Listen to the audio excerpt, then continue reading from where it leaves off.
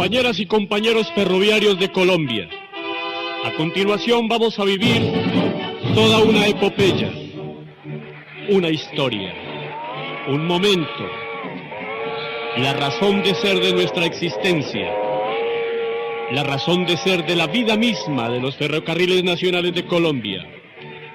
¿Cómo lo sentimos? ¿Cómo lo hicimos moverse? ¿Cómo lo hicimos vibrar? ¿Cómo el país trabajó con nosotros? ¿Cómo fue que aquí nacieron? Todos los que estábamos ahí se nos salieron las lágrimas de saber que moría, ¿sí?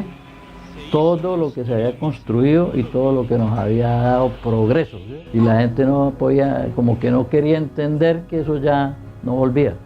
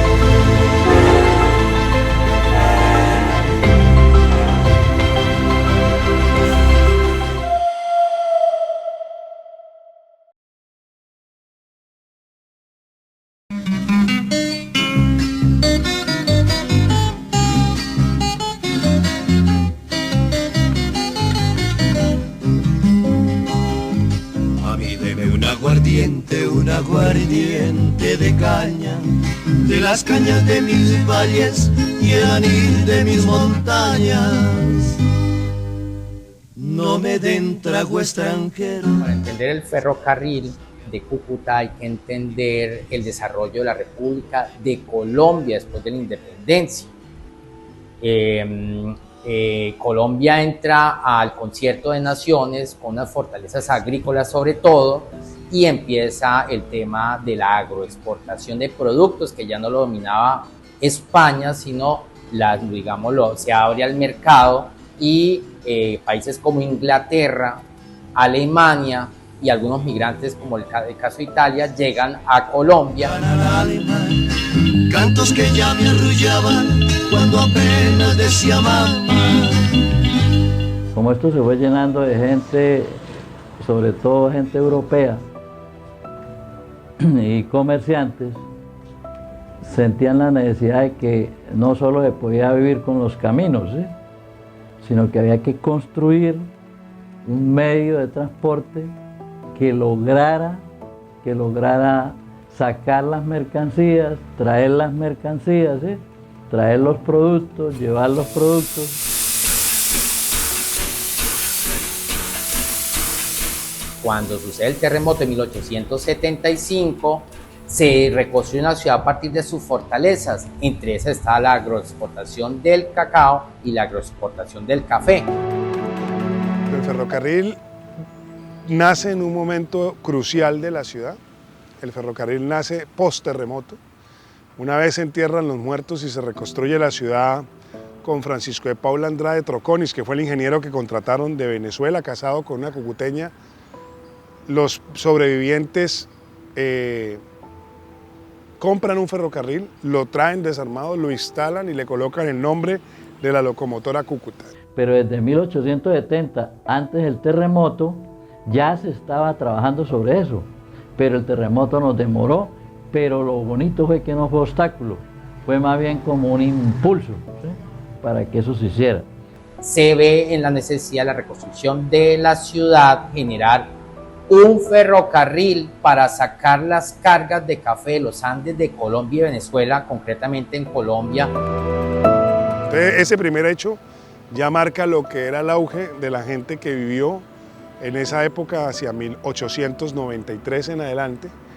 Y lo segundo es que el ferrocarril trae, pues, desarrollo. Porque esas élites que en ese momento aparecían necesitaban sacar sus mercancías, ¿no? Como por ejemplo sacar sus productos, el cacao, que fue una base fundamental, el café, ¿cierto? La panela, porque nosotros fuimos productores de panela.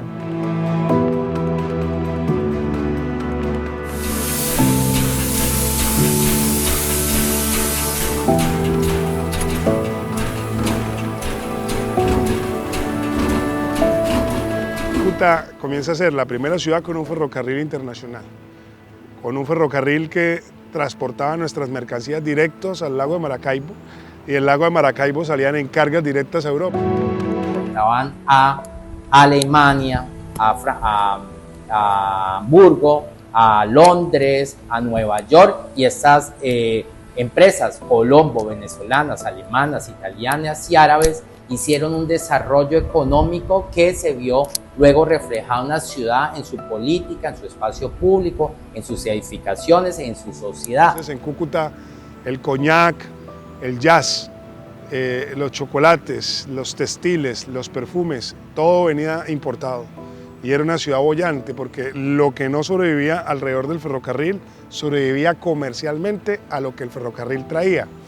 Es decir, exportábamos cacao, café y recibíamos licores, perfumes, telas, que hay muchos mitos sobre esto, entre ellos el de por qué el Día de la Madre se celebra el último domingo de mayo y no en el domingo normal que celebra todo el país.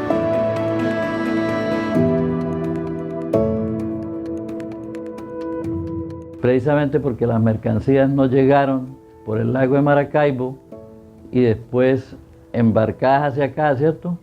Para repartirlas, porque no llegaron, entonces había que esperar que llegaran, entonces dieron espera y se cumplió para el último domingo del mes de mayo. Por eso nosotros quedamos con el mes de mayo, el último domingo, como mes del Día de las Madres en el norte de Santander, y somos diferentes al resto. El ferrocarril fue para Cúcuta el punto de generación de ingresos y de desarrollo de la ciudad. Y Cúcuta se vuelve un emporio importantísimo para agroexportar por el lago de Maracaibo.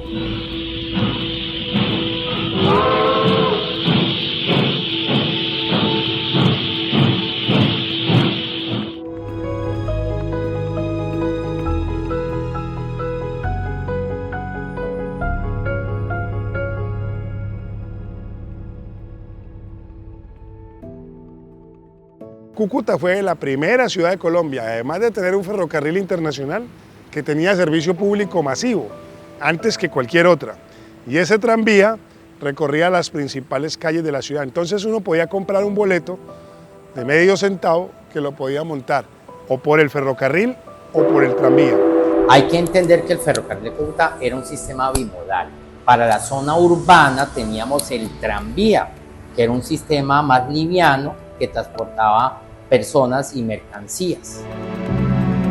En el caso de todo este sector que venía desde el lago de Maracaibo, la mercancía pasaba por San José de Cúcuta, después se abrió la línea La Frontera, ¿sí?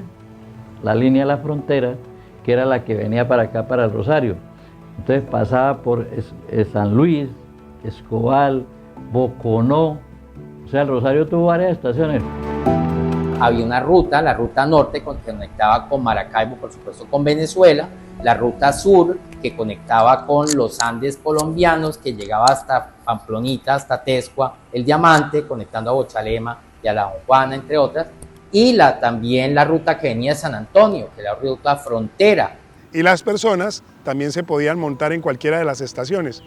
Una de las más importantes era la estación Rosetal, en donde hoy queda un centro comercial muy importante de la ciudad, el Ventura Plaza y el Hotel Tonchalá. Esa estación Rosetal era la estación donde más gente se montaba, ya sea hacia la línea sur o hacia la línea norte, es decir, o hacia Venezuela o hacia Pamplona.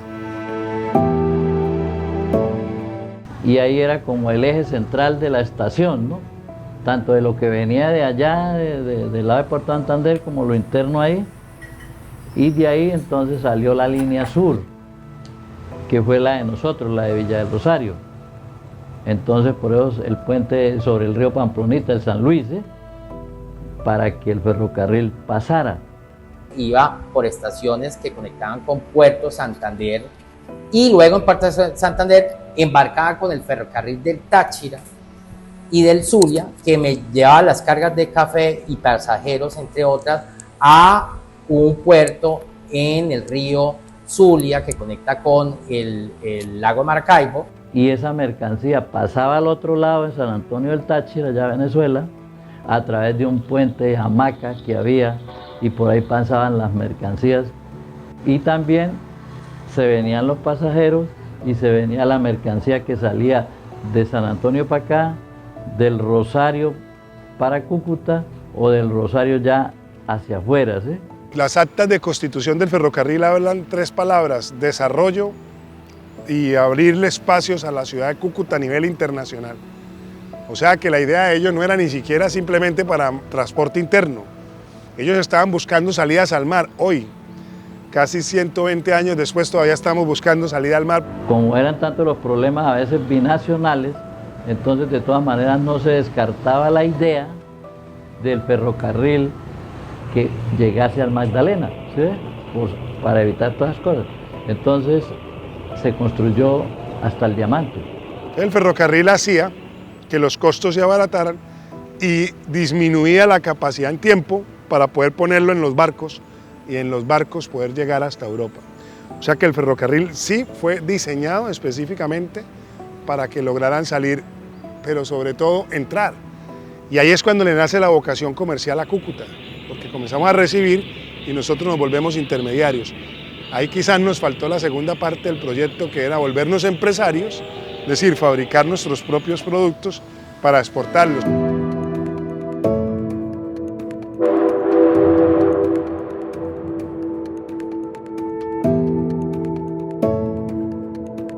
Bueno, algunas veces cuentan los libros de historia del ferrocarril que podían durar hasta una semana o 4 días dependiendo de las lluvias.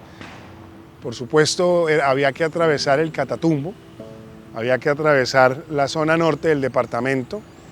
También narran que cuando fueron a colocar los rieles tuvieron problemas con algunas poblaciones indígenas, que también los tuvieron los petroleros cuando llegaron a fundar el municipio de Tibú.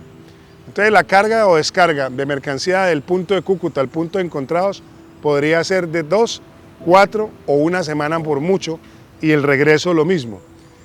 Pero cuando habían retrasos en los barcos, la mercancía llegaba tarde, como el ejemplo que le colocaba ahora de las mercancías que venían para la celebración del Día de la Madre. Por eso hicieron la unión de los 2 ferrocarriles.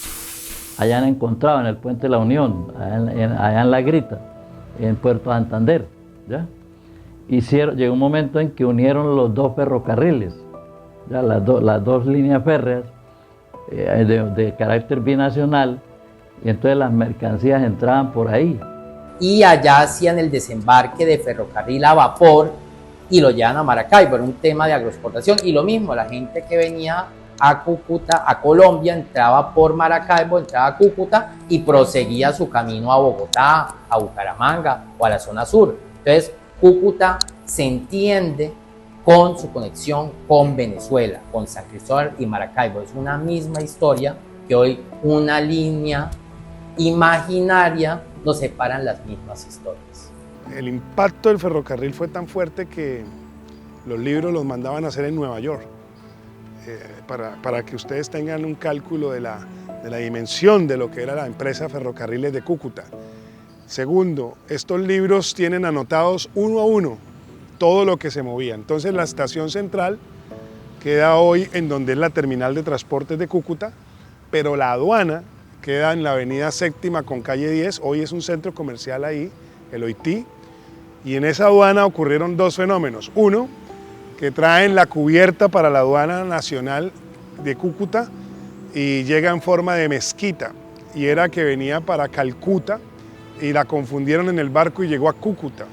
Salía más costoso regresarla a su punto de origen y se quedó acá. Entonces la aduana nacional era ya el símbolo de un desarrollo que por accidente llegó, porque detrás de eso llegaron libaneses, franceses, alemanes, italianos y otros daneses, que fueron los fundadores de la segunda etapa de Cúcuta republicana hacia finales del siglo XIX e inicios del siglo XX. Y estas empresas colombo, venezolanas, alemanas, italianas y árabes hicieron un desarrollo económico que se vio luego reflejado en la ciudad, en su política, en su espacio público, en sus edificaciones, en su sociedad. La relación es directamente entre el tema del ferrocarril, la agroexportación, la política y lo que somos actualmente. Entonces, el centro de acopio era la aduana nacional, Que fue el primer edificio metálico de Colombia. Para la zona regional tenía el ferrocarril, entonces la estación Cúcuta recibía, como les contaba, de la zona sur, ¿cierto? Y de la zona oriente de San Antonio iba por estaciones que conectaban con Puerto Santander. La otra estación era la de la línea sur, que es hoy la avenida Primera o barrio San Rafael. Y ahí se dejaba la carga para cuando el ferrocarril pasara, llevara hasta el interior del país. Esa línea alcanzó a llegar hasta hoy el Diamante, donde está la última estación del ferrocarril todavía de pie. Y la otra era la estación de El Salado, que era la estación que iba hacia Puente Unión, lo que hoy es Puerto Santander. Era ya para Venezuela, que era la que salía para el lago de Maracaibo. Entonces los empresarios, dos de las casas famosas de la época, la Casa Arocha y la Casa Cristo Sayún, tenían los paquetes, los bultos de café y de cacao y los llevaban a estos centros de acopio y de allí eran transportados y se iban hacia el exterior. La aduana era inmediatamente acá, no tenía que ir hasta Bogotá para hacer la exportación o la importación. Nosotros teníamos aduana propia, pero la modernidad nos ganó de mano. Llegó el carro de don Enrique Raffo, desarmado en el ferrocarril, un Forte, y ya era el primer carro en la ciudad y así ya hasta que se desapareció la línea del ferrocarril. La maquinaria entró por el lago de Maracaibo a través del ferrocarril. Casos específicos, ¿sí? Muchos de los implementos y maquinarias que se vendían en San José de Cúcuta llegaban por el ferrocarril. Por eso aparecían las casas alemanas, ¿sí? Las casas, todo eso apareció en San José de Cúcuta. Ya se vendían maquinaria pesada, digamos, ¿sí? Maquinaria pesada que servía para las labores agrícolas que entraba por el lago de Maracaibo.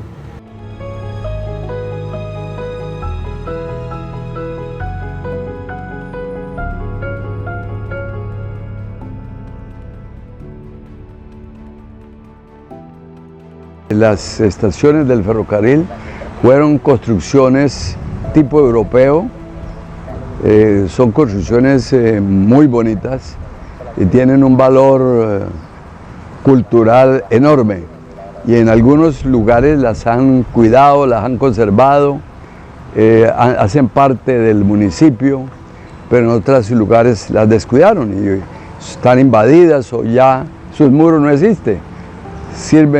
Sirvieron fue para que se llevaran todos sus materiales.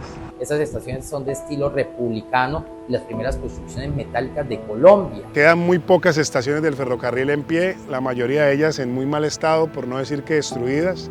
Y lo poco que quedó fue la locomotora Cúcuta, que está ya en un lado del terminal de transporte, pero que la gente no sabe realmente cuál fue la importancia que tuvo ese ferrocarril para la ciudad.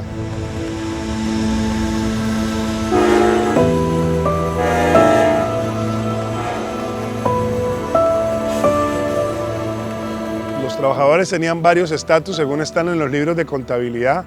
La zona administrativa, que tenían que saber leer y escribir. Estaban las personas que estaban arreglando las vías, los rieles del ferrocarril, y los maquinistas que estaban en los talleres de máquinas, que eran entrenados por personas que ellos traían del extranjero. Si usted estaba en el área de talleres, pues habían ayudantes 1, 2, habían operadores, habían técnicos 1, habían subjefes de electricidad, habían subjefes de maquinaria y material rodante, habían inspectores de tracción, maquinistas, operador de una locomotora.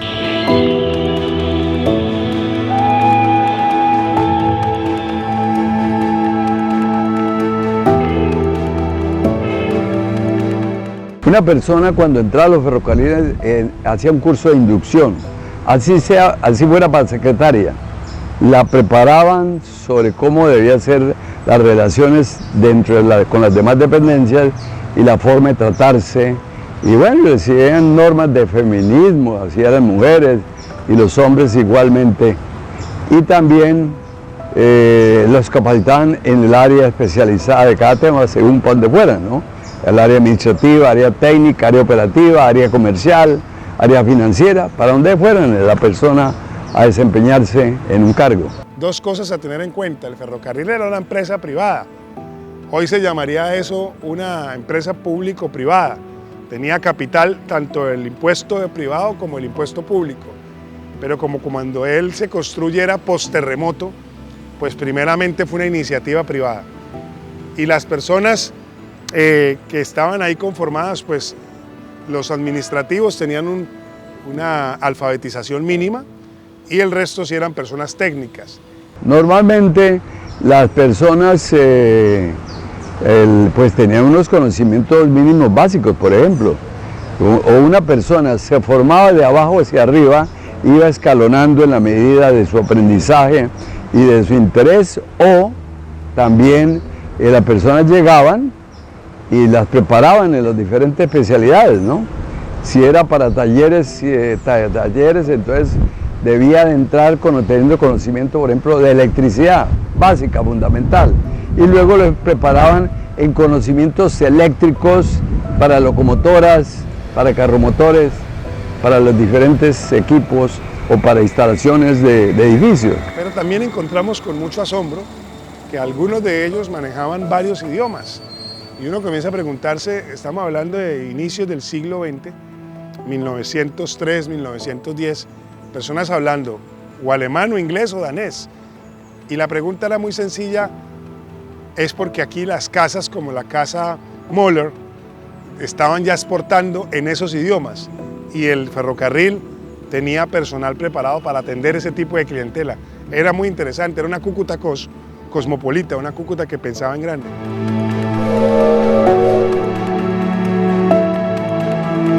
Al interior del ferrocarril habían como dos partes, la zona de carga y la zona de pasajeros.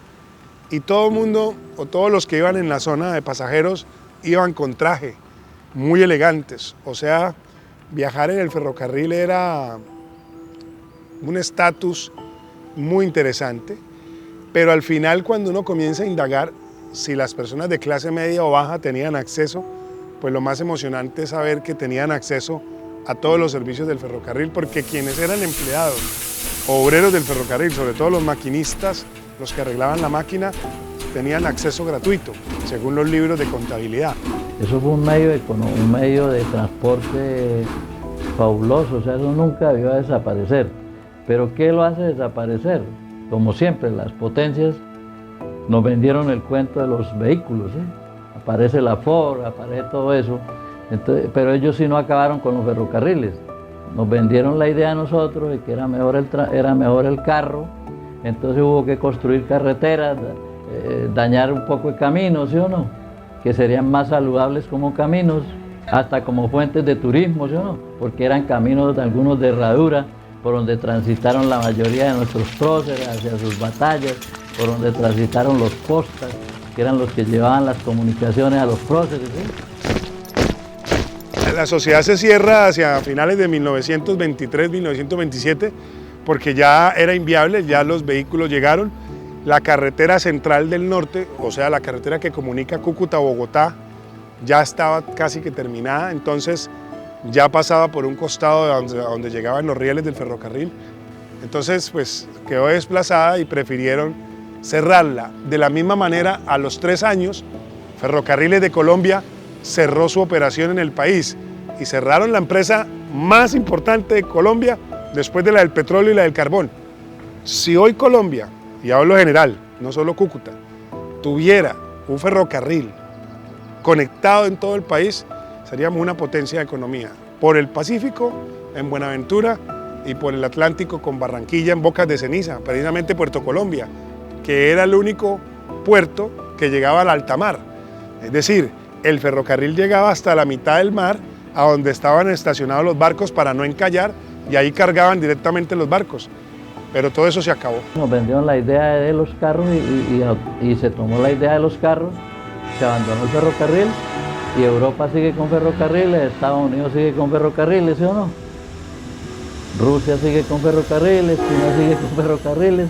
Un país que no cuente con ferrocarril es un país que no va a avanzar, no va a crecer. La mayoría de los países del mundo desarrollados tienen su ferrocarril, como Japón, China, Rusia, Francia, Estados Unidos. Los países desarrollados, subdesarrollados, debían de tener su ferrocarril. Por ejemplo, en Sudamérica los ferrocarriles están muy subdesarrollados. Y mire cómo estamos, porque los ferrocarriles hacen parte del transporte intermodal y los ferrocarriles tienen unas ventajas competitivas que no la tiene otro modo. Pero claro, cada uno dentro de la vocación de carga para la cual fue creado, porque el ferrocarril es una espina dorsal que va longitudinalmente repartiendo y recibiendo, pero tiene una línea fija de vía, mientras los camiones tienen otra, pueden ser mucho más elásticos en su transporte.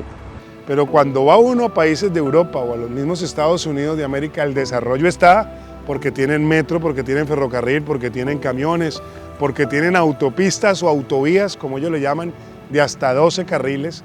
Y entonces eso no ha sido lo que nos ha tenido unidos acá. Estamos en tiempos de que la gente conozca. Si la gente no conoce su patrimonio, no lo valora. Pongamos el ejemplo de San Luis. En San Luis hay una estación de ferrocarril y hay un puente metálico, llamado el puente Arauja, sobre el río Pamplonita. Lo que nos quedó, un puente que funcionó para principios del siglo XX, es de la época de la Torre Eiffel.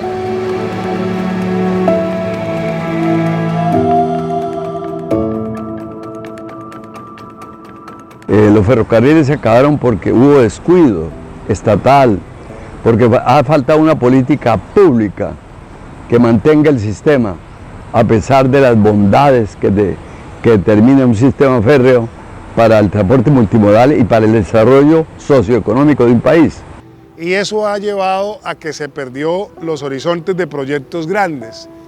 Hoy nuestros gobernantes piensan muy chiquito, piensan en proyectos de mediano plazo, en un parque biosaludable y no en un proyecto de conectividad o conexión de ese talante. Le pongo un ejemplo, a pesar de que estamos inaugurando la doble calzada Cúcuta-Pamplona y que nos quitaron el sueño de la doble calzada Pamplona-Bucaramanga, el ferrocarril hoy sigue siendo esencial, es decir, lo necesitamos. La salida al Catatumbo sigue siendo un problema por el orden público, por el deterioro que tienen las vías, y esa salida al Catatumbo es la salida más rápida que tenemos al mar. Nosotros estamos ubicados geoestratégicamente en un punto en donde podemos hacer muchas cosas, pero repito, quizás la falta de visión de estos líderes y del conocimiento de la sociedad. Usted le puede preguntar a mucha gente y muy poco, los jóvenes muy poco conocen de que hubo un ferrocarril. Muchos de los cucuteños norte santanderianos, por no decir todos, no conocemos la historia de nuestra ciudad, de nuestro departamento, tristemente. Y aquí todos tenemos la culpa. Ese tema de valores históricos hay que reforzarlo y saber que esta región binacional tiene una historia muy importante tanto para Colombia como Venezuela, pero primero es que nosotros lo sepamos, entonces hay un valor por reforzar. Los vestigios del ferrocarril nos hicieron la ciudad internacional que hoy somos, porque así como iba mercancía y iba gente, también llegaron gente.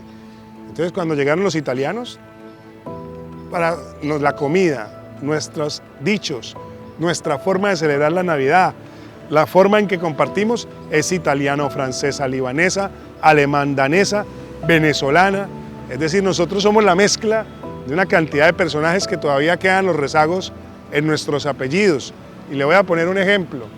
Nosotros somos la única parte en el país donde a los abuelos no les decimos abuelo y abuela, sino nono o nona. Porque la palabra nono o nona es el diminutivo italiano de la persona adulta mayor. Hasta en eso, nuestras casas tienen zaguanes, los zaguanes con un patio interno. Ese zaguán con un patio interno es una construcción totalmente a la luz de Granada, España. Juan Atalaya, que es la zona, digamos, popular de Cúcuta, la comuna 6, 7 y 8, fue regalada por un español, donada por un español, don Juan Atalaya Pisano. Es Entonces, fíjense, todas esas cosas me ponen a pensar en qué nos pasó en el cambio de generaciones.